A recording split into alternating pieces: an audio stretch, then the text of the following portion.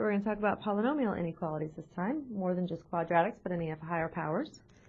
First, when we're trying to solve a polynomial inequality, we're going to write the function in completely factored form.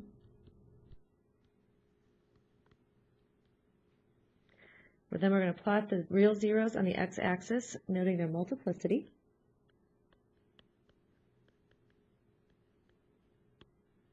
If the multiplicity is odd, the function will change sign. If the multiplicity is even, there will be no change in the sign. And then we use the end behavior to determine the sign of the outermost intervals. And then we label the other intervals as f of x is less than 0, also f of x is greater than 0, by analyzing the multiplicity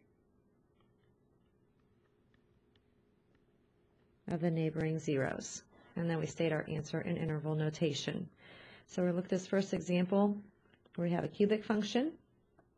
And first thing we want to do is put it into a format of greater than or greater than 0. So we'll move everything to one side.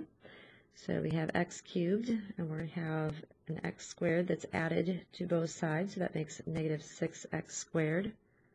That doesn't make negative 6. That makes negative 7. And then x, we're going to subtract x from both sides, and we're going to have 8x. And then we're going to subtract 4 from both sides and have 16. And now that's where it is greater than 0. So at this point, we're going to start putting it into factored form. We could test 1 or negative 1. So if we test negative 1, that's going to give us, with the coefficients of negative 1, minus 7, minus 8, plus 16. And when you add all that up, that is equal to 0. So negative 1 is a 0 of the function. So we're going to divide that out using synthetic division. And we should have a remainder of 0 if we did things correctly. So drop the 1 and multiply and add all the way down the line. And you end up getting a 0 of the function. Once we know that negative 1 is a 0 of this function, that means x plus 1 is a factor, and the remaining factor is this quotient of x squared minus 8x plus 16. If you continue to factor that, this is a perfect square trinomial. So now we're down to x plus 1 and x minus 4 quantities squared. And we're looking for when this is greater than 0.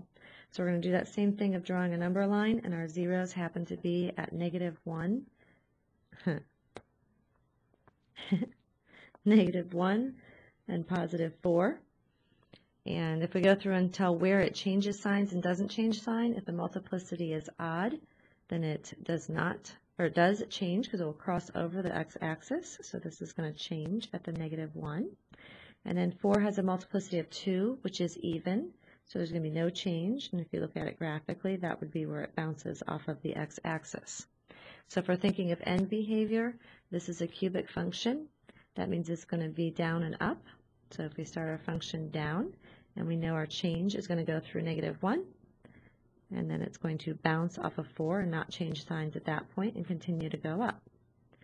So at this point, we're looking at when it is greater than 0. These are the places where it's equal to 0. So those are going to be like open circles. And greater than 0 is when this function is above the x-axis. That happens in between these two zeros, and then also after the 4. So if we put this in interval notation, our x values would be in the set from negative 1 all the way up to 4, but not including them because that's when it's equal to 0. And then also from 4 all the way to infinity.